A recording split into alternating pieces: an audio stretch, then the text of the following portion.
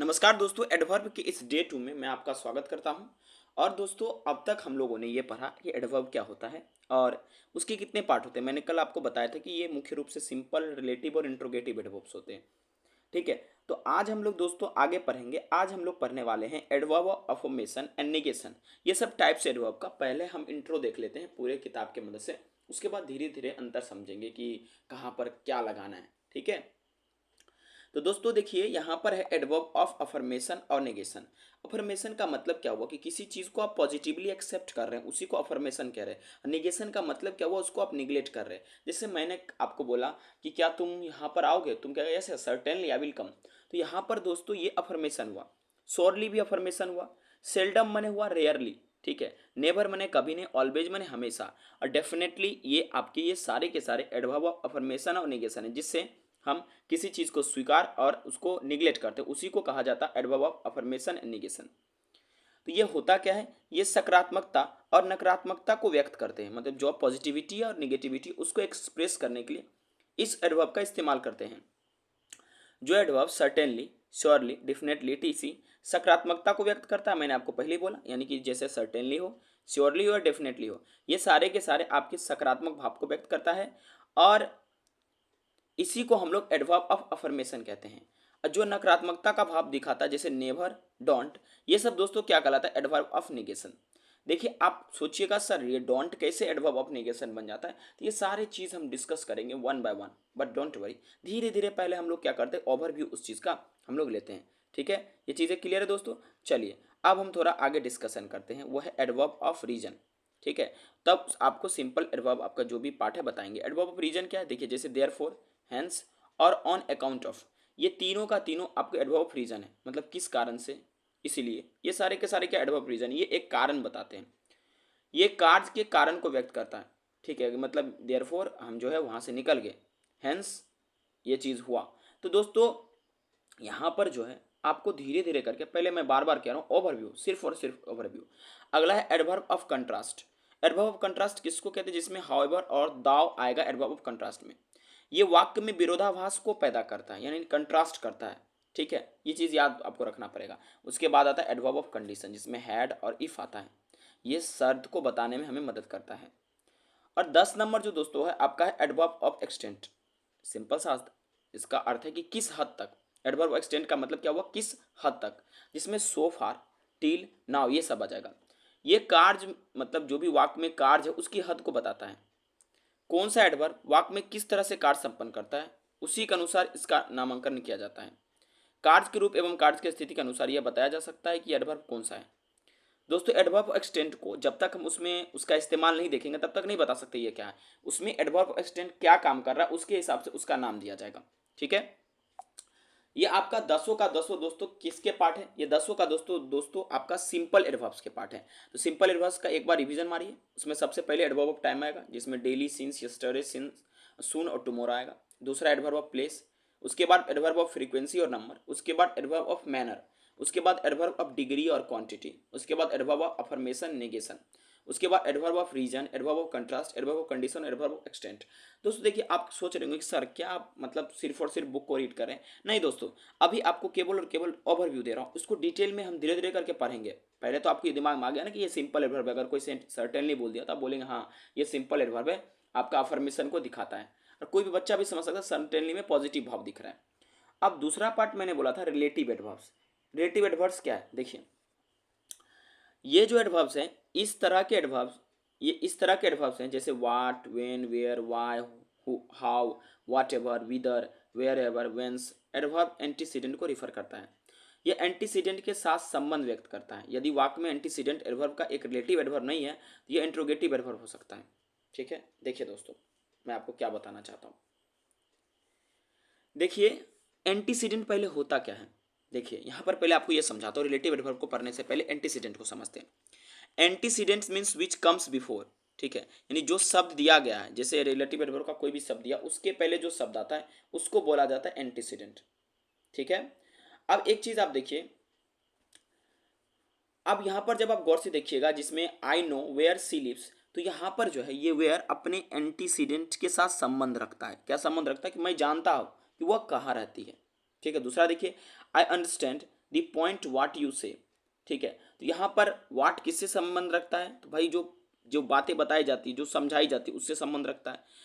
इसमें जो आप देखेंगे where, what, when relative adverbs हैं जो एंटीसीडेंट के साथ संबंध करते हैं। यहाँ पर जो भी एंटीसीडेंट है उससे रिलेशन रखता है। याद रखिएगा, जब कोई शब्द जैसे वेयर, व्हेन, हाउ, मतलब ये सब यूज किया गया और इसका एंटीसीडेंट से कोई संबंध है, तो समझ लीजिएगा वो दोस्तों आपका रिलेटिव एडवर्ब है। सिंपल सा स्पष्ट रूप से बताया गया, रिलेटिव माने कोई रिलेशन, कहीं ना कहीं एंटीसीडेंट से कोई रिलेशन रखता है, उसी को क्या बोल सकते हैं हम लोग रिलेटिव एडवर्ब्स बोलेंगे। देखिएगा, I remember the house where he lived, मतलब मुझे वो घर याद है जहां पर वो रहता है। तो यहाँ पर वेयर का किससे संबंध है, तो उस घर की यादों से संबंध है। ठीक है, समझ में आया कि नहीं आया, ये चीज़ें आपको क्लियर होगा। तो एंटीसीडेंट क्या होता है समझ में आया कि नहीं। और कई जगह ग्रामर में आप ये देखेंगे कि जो वर्ब इस्तेमाल होता है वो एंटीसीडेंट के हिसाब से ही होता है। ये प्रोनाउन में आपको बताया गया है। प्रोनाउन का प्लेलिस्ट मैंने SC गुप्ता द्वारा सर द्वारा जो कवर मैंने बुक उसको करा रहा हूँ उसमें मैंने दिया है। ठीक है, देखिए रिलेटिव एडवर्ब्स को ना और डिटेल हम लोग पढ़ेंगे, लेकिन आपको दिमाग में एक तो आइडिया आ गया ना, हाँ सर रिलेटिव एडवर्ब्स में जैसे what, when, where, why, how, whatever, whither, where, whence, ये सब मतलब एडवर्ब एंटीसीडेंट को रेफर करता है, इसका एंटीसीडेंट के साथ संबंध है। तो ये रिलेटिव, देखो एक बात मैं अगर बताता हूँ, देखो अगर ये एंटीसीडेंट के साथ संबंध नहीं रखेगा तो रिलेटिव एडवर्ब नहीं होगा। जैसे मैंने एक एग्जांपल लिखा, जैसे मैंने लिखा व्हाट इज योर नेम, तो कोई एंटीसीडेंट के साथ इसका संबंध है कुछ भी नहीं है। ठीक है, तो यहाँ पर दोस्तों ये इंट्रोगेटिव कहलाएगा। ठीक है, जैसे what is your name, where are you going, when did you come, same same to same, वो जो ऊपर में रिलेटिव एडवर्ब था उसी टाइप का, लेकिन अंतर क्या है, ये सारे के सारे आपका अंडरलाइन वर्ड जो ये इंट्रोगेटिव एडवर्ब्स हैं। कैसे हैं, क्योंकि ये प्रश्न करने में प्रयोग किया जाता है। इसको यस या नो एडवर्ब्स भी कह सकते हैं, जिससे हम कोई चीज़ का उत्तर यस या नो में दे सके, उसी को तो यस या नो एडवर्ब्स कहते हैं। जैसे देखिए मैंने बोला डू यू नो मी, तो यहाँ उत्तर मिलेगा यस आई नो यू। बोल सकते हैं have you played, no I haven't played. यहाँ यस एवं नो द्वारा किया गया आंसर से वाक्य पूर्ण हो जाता है। ठीक है, तो ये यस और नो एडवर्ब्स भी कह सकते हैं। जैसे अगर मैं पूछूं व्हाट इज योर नेम, तो आप कहेंगे my name is dash dash, जो भी आपका नाम है। तो याद रखिएगा, मोटे तौर पे मैं आपको बताता हूं कि रिलेटिव एडवर्ब्स जब भी आप चेक करेंगे कि है कि नहीं, आपको ये CDS में काम आएगा। ठीक है, या बेसिक ग्रामर में जब कभी आप रिलेटिव एडवर्ब्स चेक करेंगे तो आपको चेक करना है कि जो एडवर्ब्स दिया गया क्या उसका एंटीसीडेंट गिवन है। अगर एंटीसीडेंट हम पहचान पा रहे हैं, यानी उससे पहले आने वाले शब्द से उसका कोई संबंध रख रहा है वो शब्द, तो दोस्तों वो आपका रिलेटिव एडवर्ब होगा। अगर संबंध नहीं रख रहा है तो वो इंट्रोगेटिव एडवर्ब होगा। ठीक है, चलिए अब देखिए, अब यहाँ पर कुछ बात आपको बताया गया है। आपको मैंने क्या बोला, आपके हर एक प्रश्न का उत्तर मिलेगा। आप सोच रहे सर ये डोंट कैसे एडवर्ब बन जाता है, सर ये कैसे हो रहा है, तो आपको थोड़ा मोड़ा तो क्लैरिटी आया होगा कि सर किस प्रकार से ये चीज़ें फंक्शन करती है। ठीक है, देखिए चाहे सिंपल की बात करो, चाहे रिलेटिव की बात करो, चाहे इंट्रोगेटिव एडवर्ब्स की बात करो। देखिए सिंपल एडवर्ब्स वाले सिंपल सेंटेंस होते हैं, जो सिंपल एडवर्ब होगा सिंपल सेंटेंस में लिखा रहता है। रिलेटिव एडवर्ब्स वाले थोड़ा सा कॉम्प्लेक्स सेंटेंस होते हैं। ठीक है, सिंपल एडवर्ब का प्रयोग वाक्य में शुरू, मध्य या अंत में भी कहीं भी हो सकता है। देखिए मैं आपको बताता हूँ, जो सिंपल एडवर्ब से आप एक चीज़ गौर किए होंगे, वो तो या तो शुरू में आ जाएगा, बीच में भी आ सकता है या अंत में भी आ सकता है। ठीक है, जबकि रिलेटिव एडवर्ब वाक्य के मध्य में एंटीसीडेंट के बाद आता है। जो रिलेटिव एडवर्ब होगा वो वाक्य के मध्य में आएगा। ठीक है, और उसके बाद कहाँ आएगा, एंटीसीडेंट के बाद। एंटीसीडेंट के बाद आएगा, एंटीसीडेंट से पहले नहीं आएगा। मैं आपको एक बताऊंगा अभी एग्जांपल। इंट्रोगेटिव एडवर्ब वाक्य के शुरू में भी प्रयुक्त हो सकता है। जैसे देखिए ये आपका वाट, ठीक है, यहाँ पर वाट जो है ये आपका इंट्रोगेटिव एडवर्ब है, क्योंकि इसका कोई एंटीसीडेंट नहीं है। तो मैंने क्या बोला कि जो इंट्रोगेटिव एडवर्ब है वाक्य में शुरू में प्रयुक्त होता है। ठीक है, तो ये इंट्रोगेटिव एडवर्ब है। यहाँ पर ये देखिए वेयर आपका रिलेटिव एडवर्ब है। क्यों, क्योंकि दोस्तों इसका एंटीसीडेंट के साथ संबंध है। आई नो, मैं जानता हूँ कहाँ पर वो रहती है। चीज़ें क्लियर है।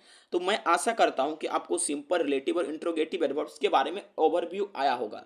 ठीक है, चलिए अब जो कुछ बातें हैं ये आपको मैं बताने जा रहा हूं कि एडवर्ब और एडजेक्टिव में क्या अंतर है। ठीक है, इस चीज को जो है दोस्तों हम अभी समझते हैं, तब नेक्स्ट सेगमेंट में हम समझेंगे कि position and rules of adverbs क्या होते हैं। देखिए कुछ ऐसे शब्द होते हैं जो एडजेक्टिव और एडवर्ब की तरह दोनों प्रयुक्त हो सकते हैं। ठीक है, जरा गौर से आप देखिए। ठीक है, कि यहाँ पर जो लिखा हुआ ही रेन फास्ट, यहाँ पर फास्ट एडवर्ब है, क्योंकि ये मॉडिफाई किसको कर रहा है, किसके मीनिंग में, मतलब जो है मॉडिफिकेशन या कुछ रिनंसिएशन कर रहा है, वो फास्ट रेन के मीनिंग में। ठीक है, और यहीं पर देखिए ही जब फास्ट रनर, यहाँ पर रनर का क्वालिटी देखो, एडजेक्टिव का मेन काम होता है मुख्य रूप से क्वालिटी को बताना। ठीक है, और दोस्तों ये जो एडवर्ब है इसमें घबराने की जरूरत नहीं है। एडवर्ब का काम होता है वर्ब को मॉडिफाई करना। ठीक है, एक नॉर्मल बच्चा भी समझ सकता है कि भाई अक्सर ये वर्ब के बाद आता है। ठीक है, ओके, या एडजेक्टिव से पहले आ जाता है। लेकिन एडजेक्टिव का क्या गुण है कि अपने बाद तुरंत ये नाउन लेता है, तो इससे भी आप पहचान सकते हैं, है ना। जैसे ये देखिए, he is a fast runner, इसकी क्वालिटी बता रहा है रनर कैसा है, फास्ट है। ही रैन फास्ट, इस दोनों में अंतर। ही रैन फास्ट का अर्थ क्या हुआ कि भाई मॉडिफिकेशन कर रहा है। आपको मैंने शुरू में भी बताया था एडवर्ब के बारे में, गौर से आप जब देखोगे तो यहाँ पर मैंने आपको क्लियरली ये बात मेंशन किया था कि ये संशोधित करता है, उसके अर्थ में कुछ वृद्धि करता है या कुछ परिवर्तन करता है। ठीक है, समझ में आया कि नहीं आया? चलो भाई ठीक है, तो आपको ये क्लियर हो गया होगा। अब ये जरा गौर से देखें, ही हैज ओनली 2 बुक्स। यहाँ पर जब आप गौर से देखेंगे तो यहाँ पर ओनली किसका काम कर रहा है, एडवर्ब का काम कर रहा है। ठीक है, यहाँ पर क्यों एडवर्ब का काम कर रहा है, क्योंकि ये मॉडिफिकेशन का फिर से काम कर रहा है। जबकि यहाँ पर देखिए, she is the only daughter of her parents. ठीक है, तो यहाँ पर ये एडजेक्टिव का काम कर रहा है कि वो अपने पेरेंट्स की एकमात्र डॉटर है। ठीक है, ओनली डॉटर है। कम बैक में आप देखिएगा एडवर्ब्स आपका बैक हो जाएगा। ठीक है, क्यों हो जाएगा, क्योंकि दोस्तों यहाँ गौर से देखिएगा, फिर यहाँ वर्ब को मॉडिफाई करने का ये प्रयास कर रहा है। लेकिन इसके कंट्ररी में आप देखिए, he entered from the back door, तो अब बच्चा भी समझ पाएगा कि सर ये डोर तो नाउन है, इसके पहले तो आपका एडजेक्टिव आया सर, तो इसीलिए आपका क्या हो जाएगा, बैक एडजेक्टिव हो जाएगा। ये भी एक पहचानने का तरीका है। दे वर्क हार्ड, यहाँ पर दोस्तों हार्ड क्या है, एडवर्ब हो जाएगा। क्यों दोस्तों, देखिए अगर आप अपने अर्थ से भी समझेंगे ना, एड और वर्ब के साथ कुछ जोड़ो। यहाँ पर वर्क को क्या कर रहा है, ये मॉडिफाई कर रहा है। ठीक है, उसमें वृद्धि कर रहा है। भाई काम तो कर रहा है, लेकिन कड़ी काम कर रहा है, कड़ी मेहनत कर रहा है। ठीक है, लेकिन दूसरी तरफ आप देखें, he is a hard worker, यहाँ पर इस नाउन का क्वालिटी बताया जा रहा है कि भाई ये क्या है, हार्ड वर्कर है। इसमें वर्ब पर कोई प्रभाव नहीं दे रहा है ये हार्ड लेकर। ठीक है दोस्तों, ये वाक्य में जो शब्द है ये एडजेक्टिव और एडवर्ब दोनों तरह यूज हो सकता है। जैसे फास्ट है, उसके बाद बैक है, और दोस्तों हार्ड है। एक चीज कुछ याद रखने योग्य है, आप याद रखिएगा, मोस्ट एक एडजेक्टिव है जबकि ऑलमोस्ट एक एडवर्ब है। इजी एक एडजेक्टिव है जब इजीली एक एडवर्ब है। वैसे भी लास्ट में एलवाई लगता है तो एडवर्ब बनता है, लेकिन इस गलत फहमी में नहीं रहिएगा, क्योंकि यहाँ पर देखिए ओनली क्या बन गया, एडवर्ब भी बना, और यही सेम ओनली यहाँ पर एडजेक्टिव बना। लेकिन कुछ एक्सटेंट तक याद करने के लिए, गुड एक एडजेक्टिव है जबकि वेल एक एडवर्ब है। ठीक है, क्योंकि वेल का आप अक्सर यूज देखेंगे भाई साहब वर्ब के बाद ही होता है, या नाउन मतलब नाउन से बहुत पहले हो जाता है। या आप ये देखेंगे, अब गुड के बारे में क्या देखेंगे, गुड का जो इस्तेमाल होता है अक्सर नाउन के पहले होता है अक्सर। जैसे you are a good boy, ठीक है, सी डांसेस वेल, यहाँ पर डांसेस को मॉडिफाई करने के लिए वेल आता है। तो ये चीज़ें आपको ध्यान में रखना पड़ेगा, गुड एक एडजेक्टिव है, वेल एक एडवर्ब है। ठीक है दोस्तों, अब नेक्स्ट वीडियो में हम लोग ये पढ़ेंगे कि पोजीशन और रूल्स क्या होना चाहिए एडवर्ब्स का, किस प्रकार से हमें लगाना चाहिए। Thank you very much for watching this video.